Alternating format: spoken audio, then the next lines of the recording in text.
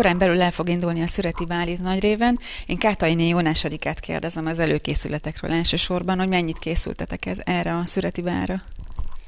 Hát elsősorban ugye ezt ott kell kezdeni, hogy annak idején 1997-ben kezdtük ennek a hagyománynak az újraépítését a kultúrház vezetővel, Kukovec Lídiával, és próbáltunk újra kovácsolni belőle egy hagyományt. Gyakorlatilag most szeretnénk, és most per pillanat én szervezem egy személyben, és szeretnék ebből egy kulturális hagyományt teremteni, olyan tekintetben, hogy nyilván egy szüreti bál nem csak annyiból áll, hogy felvonulunk, eszünk, iszunk és mulatozunk, hát ez a legjobb része nyilván, viszont vannak különböző hagyományok, illetve lehet bővíteni és szépíteni sok minden mással ezt a tevékenységet, rendezvényt.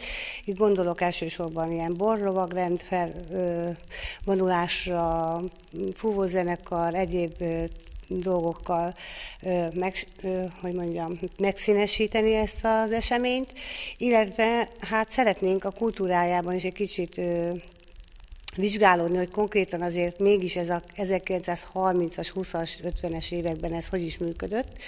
Hát kisebb-nagyobb sikerekkel nyilván ezt meg is tudjuk tenni, hiszen az internet világában ez lehetséges, illetve nagyon sok képanyagot kapunk a nagylévi kis elszámozottak oldalán az idősebb nagylévi emberektől, hogy régen ez hogyan zajlott.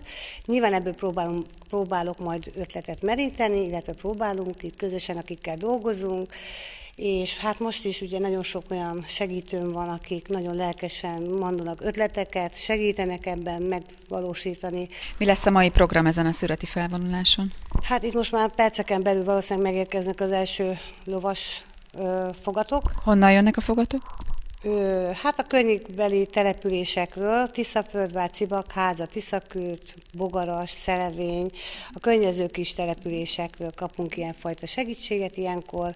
Erre ugye majd jönnek az óvodás gyerekek, föl fognak ülni, illetve lesznek beöltözve különböző csőszlányok, csőszfiók, mindenféle jegyzetes ruhákban, illetve lesz egy cigánybírópárunk, lesz egy magyar bírópárunk a hagyományoknak megfelelően, illetve lesz egy postásunk, lesz egy kisbírónk, amely ki fogja hirdetni a mai nap folyamán, hogy milyen események lesznek, és teszünk egy tiszteletkört a településen, aztán akik kint laknak a tanyavilágban, azokat is meglátogatjuk, és akkor utána visszajövünk, lesz egy kis vacsora meghívás azoknak, akik segítettek ennek a megszervezésében, és este 8 órai kezdettel lesz egy kis műsoros, pici kis műsorral körített bálunk.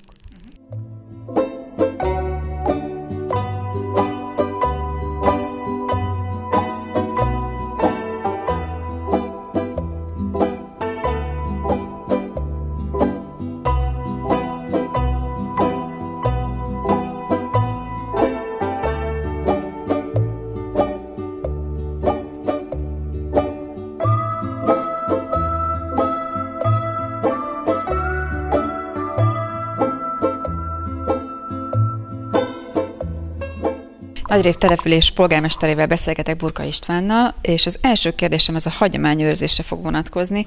Mik ennek a nagyrévi településnek a hagyományai?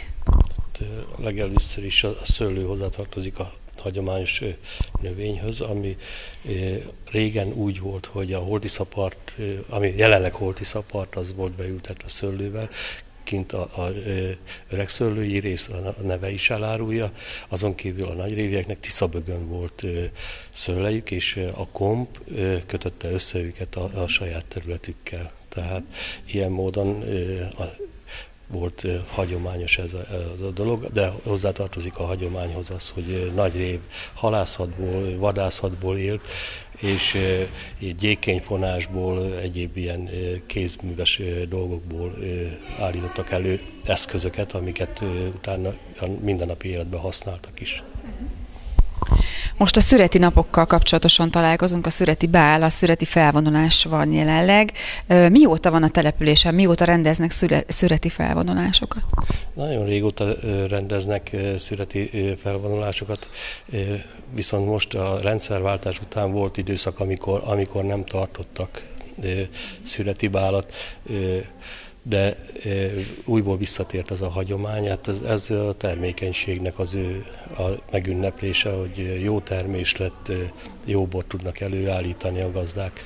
Tehát ez érdemes is továbbra is fenntartani ezt a hagyományt.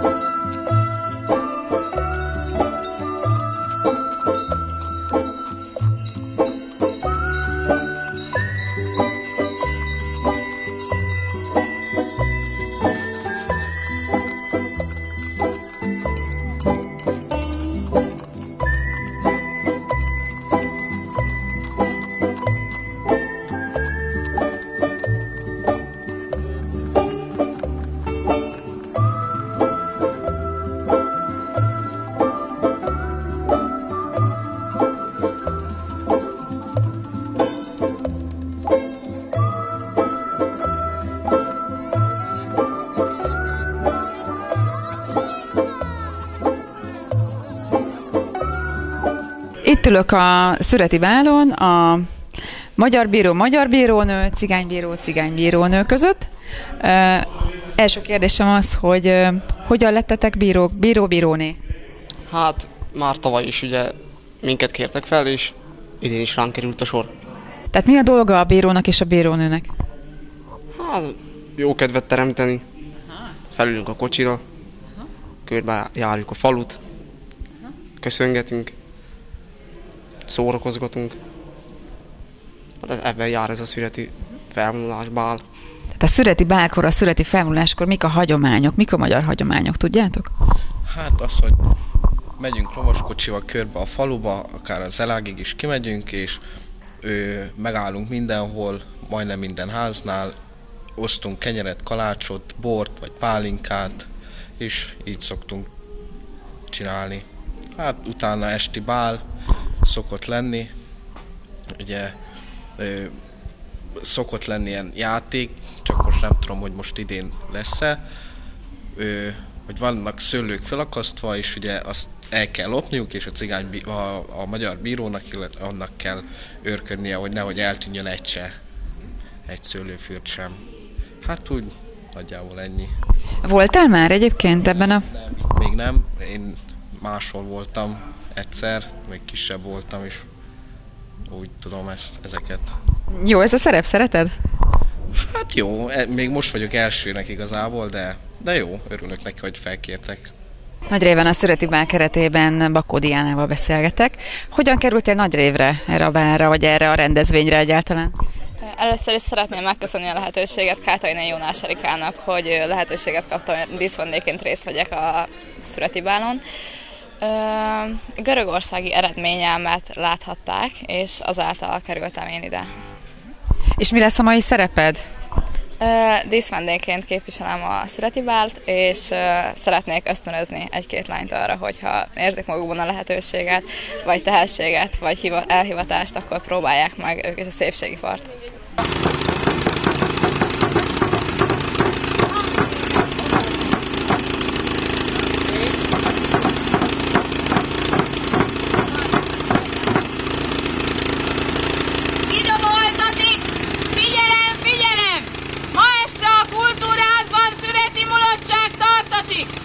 Azt kéri a falu elöljárósága, mindenki táncoljon a bálba, akinek nincsen eltörve a lába.